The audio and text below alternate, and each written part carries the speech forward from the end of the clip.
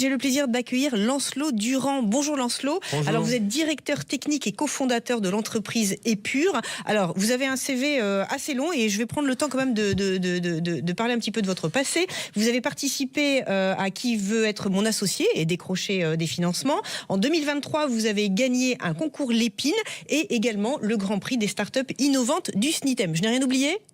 Il y en a quelques-uns oubliés, mais je Alors on va vais s'arrêter pas là. vous assommer. Épure, c'est quoi ? Dites-nous tout. Épure. Alors, Épure, c'est une société qu'on a créée avec mes deux amis Colin et Mathias, qui sont mes associés maintenant. Et nous avons mis au point le premier système de freinage pour les fauteuils roulants manuels. C'est-à-dire qu'aujourd'hui, pour freiner avec un fauteuil traditionnel, il faut en gros se brûler les mains sur les roues, sur les mains courantes qui sont accrochées aux roues. Et donc, on a mis au point le premier système qui permet de ralentir ou de freiner sans se brûler la peau des mains. Alors, quand on parle d'innovation, on pense souvent au numérique ou à l'électrique. Et là, en fait, c'est une innovation mécanique. Est-ce que vous avez le sentiment que ce type d'innovation est suffisamment reconnu et soutenu par les politiques publiques ? Alors, je ne connais pas tous les politiciens qui s'occupent de ces sujets-là, mais je dirais que oui. Globalement, tous les médecins de rééducation, tous les ergothérapeutes et toutes les personnes en situation de handicap savent qu'on ne met pas un paraplégique sur un fauteuil électrique. En fait, quand on a besoin d'utiliser ses membres supérieurs pour les prémunir à long terme et pour se déplacer, on veut avoir de l'autonomie et une indépendance. Et en plus, on veut avoir plus d'accessibilité pour aller dans une voiture, dans un magasin, pour pas avoir à refaire sa maison. Donc en fait, tout le monde sait aujourd'hui dans le secteur que le fauteuil manuel, c'est 85% des usages et pour une raison claire, pas juste une question d'argent, quoi. On l'imagine, vous êtes en lien direct avec les utilisateurs. J'ai envie de vous demander quelles sont les attentes prioritaires aujourd'hui. Est-ce que c'est le confort, l'autonomie, la facilité ? Et ça, c'est si on parle de l'objet, mais en fait, j'aimerais qu'on parle aussi de la société tout entière. Alors justement, je dirais que c'est la personnalisation. Donc c'est un peu aucun de cela, parce qu'il y a une pluralité énorme des typologies de handicap. Entre un paraplégique, un tétraplégique, une sclérose en plaques, un IMC, il y a des centaines de pathologies. Et parmi ces pathologies, chaque personne est unique.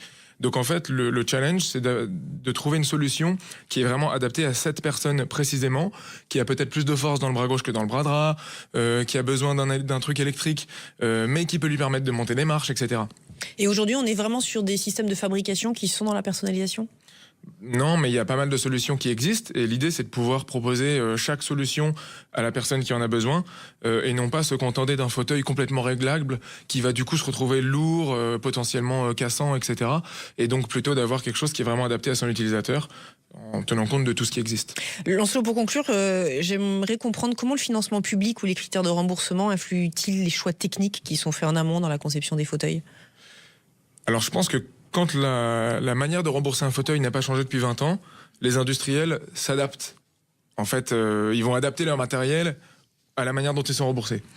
Dans les sociétés comme les nôtres, qui sont des sociétés d'innovation, c'est totalement l'inverse. Nous, on répond à un besoin d'usage à laquelle personne n'avait apporté de solution. Et donc on espère que la nomenclature, la manière dont sont remboursés les fauteuils va s'adapter à notre produit et c'est pour ça qu'on travaille depuis plusieurs années sur une étude clinique dans l'espoir d'avoir un remboursement par la Sécu. Depuis quelques années on travaille sur un nouveau dispositif qui est encore un système de freinage mais qui permet aux personnes actives de freiner et pour le coup sans poser de problème ni de poids lors du transport ni de deux roues pour passer les obstacles. On va sortir ce produit le 3 juin au salon à Paris et on va peut-être devoir repasser 2 ans à faire une étude clinique pour demander un remboursement, ce qui est long pour nous. Merci beaucoup Lancelot Durand. Je rappelle que vous êtes directeur technique et cofondateur de l'entreprise Épure.